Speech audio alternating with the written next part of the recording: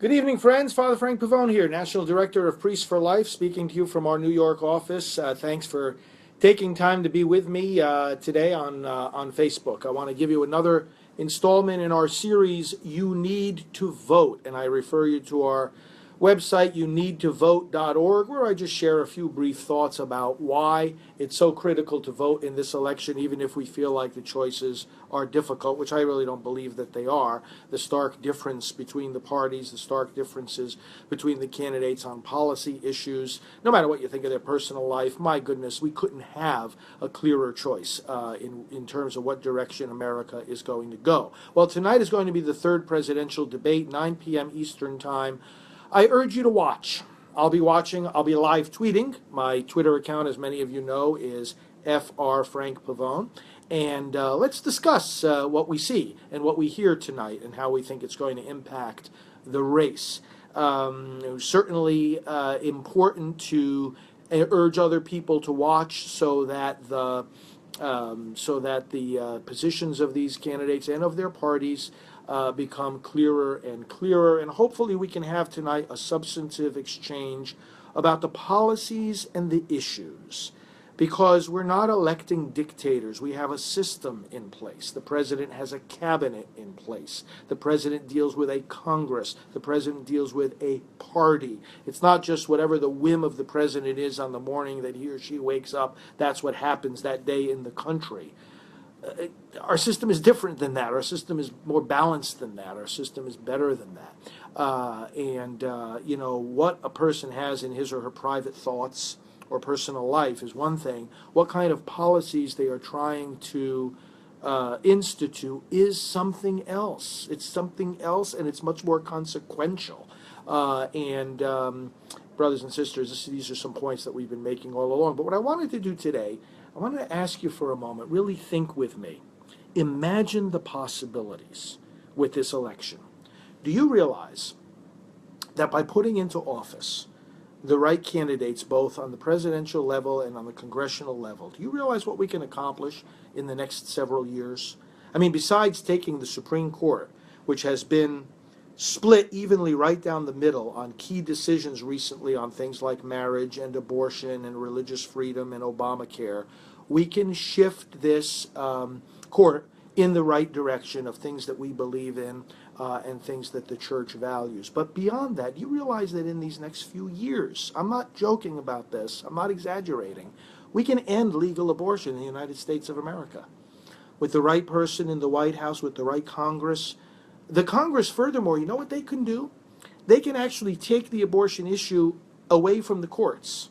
In other words, by the power given by the Constitution to the Congress, they can actually decide that certain issues can no longer be adjudicated by the courts, but rather that the right policy be set in place, such as the protection of the unborn children, and that no future court can take up any challenge to that particular position.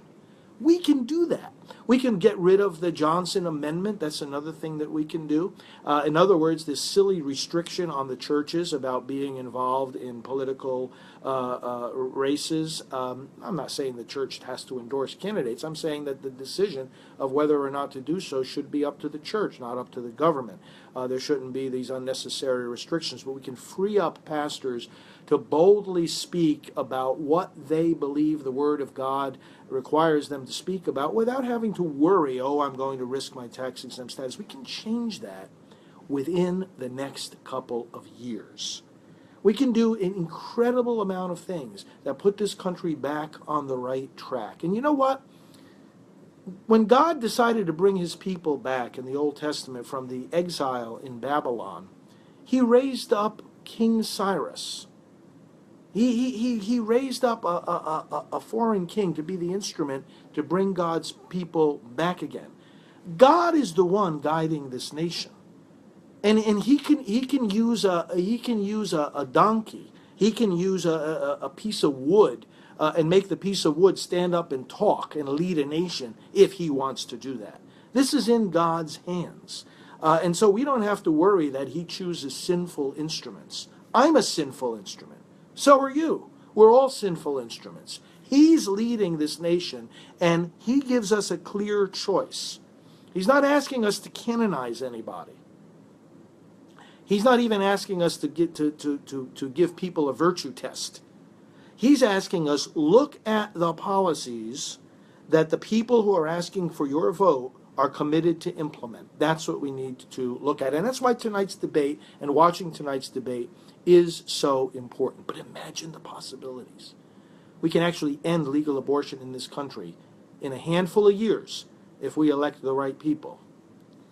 Now, why do I say that? Because some people say to me, oh, well, but Father Frank, the Republicans had people in office for a long time, and still, abortion is not ended, or they put the wrong people on the Supreme Court. Listen, I have worked side by side with pro-life lawmakers of the Republican Party and a handful of those in the Democratic Party for the last 25 years. Worked side by side with them, struggled side by side with them, and I have seen what they have accomplished. Do we realize the progress that we have made? First of all, the court decisions that I just referred to would have gone far worse if we didn't have the kind of judges and justices that have been appointed by Republican administrations that we have had. Nobody has a crystal ball. You can't tell how every judge is going to rule on every case. But the fact of the matter is, that's our best option for putting judges on who are going to rule for life and religious freedom and family and marriage and basic values. You go with what the probability is. Nobody tries to predict the future, but neither can we be so cynical that we say, oh, well, there's no difference between the two. You think there's no difference between the two, you're not thinking.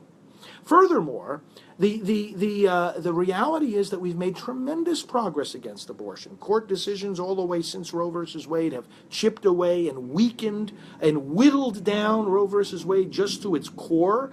And furthermore, the efforts at the state level have greatly reduced the numbers of abortion. There's a reason why the numbers of abortions are plummeting and that 2/3 of the abortion facilities have closed because of the laws that have been enacted, and also on the federal level. You realize the progress that we have made? Well, how did we get the Born Alive Infants Protection Act and the partial birth abortion ban signed into law and upheld by the court? You think we got that done by pro-abortion legislators and pro-abortion presidents? Or did we get that done by pro-life presidents and pro-life members of Congress? The Born Alive Infants Protection Act introduces a serious obstacle to the abortion industry. Because what they do, if that mother wants an abortion, and they go in and try to kill that baby, and then that baby survives the abortion, they kill the baby anyway. They kill the baby outside the womb. Something that our current president didn't have the clarity of mind and the strength of conscience to vote against when he was a state legislator. We have made tremendous progress because that law separates the rights of the baby for his or her life from the choice of the mother to end that life, and says if that baby is born alive, even after a failed abortion attempt, that baby is to be treated as a person. Then, of course, the partial birth abortion ban. How easily so many people forget when they say to me, oh, but what have the Republicans done to end abortion? They have brought us the next step of the way, which is that this procedure by which the baby in the process of being born is killed by being stabbed in the back of the neck with scissors is illegal on the federal level. And we have had that particular bill, which President Bill Clinton vetoed twice. It was sent to his desk, protect these babies from this barbaric practice, and he said, no, I'm not going to protect them, and he vetoed it twice. I don't know how does he go to sleep at night. President George W. Bush signed that into law, and then the Supreme Court, after a legal battle, upheld it as constitutional. And that sets the framework, that laid the groundwork now for the next piece of legislation. We know what the next piece of legislation is going to be. This is not a mystery. Those of us who work on this every single day, those of us who interact with the leaders in Congress every single day, we know exactly what's coming next, and I'll tell you right now, that if we have a pro-life Congress, they will send to the desk of the president a bill that says babies in the womb who can feel pain are to be protected from abortion. They cannot be killed. Now, what that translates into is about 20 weeks into the pregnancy, those babies will be protected. That cuts in half the time frame of pregnancy in which abortions can be done in America, because right now they can be done all throughout pregnancy, 40 weeks. But we have the Pain Capable Unborn Child Protection Act is the name of it. We know the name of the bill already. And that will be passed by the Congress, and it will be sent to the desk of the next president, either for signature into law, therefore protecting tens of thousands of lives, or for veto, thereby continuing the Holocaust of abortion. Oh, but these people can't do anything to stop abortion. Yes, they can. And we know exactly what those next steps will be. A bill will come to the desk of the president, as it did come to the desk of President Obama, to take money away from the world's largest abortion business, Planned Parenthood. And by the way, Planned Parenthood is not just the world's largest abortion business. Have you read the kind of sexual morality that they teach? It's immorality. They teach a view of human sexuality which is all about the pieces and the plumbing without any meaning, without any value, without any relationship to God, to marriage, to family, to children.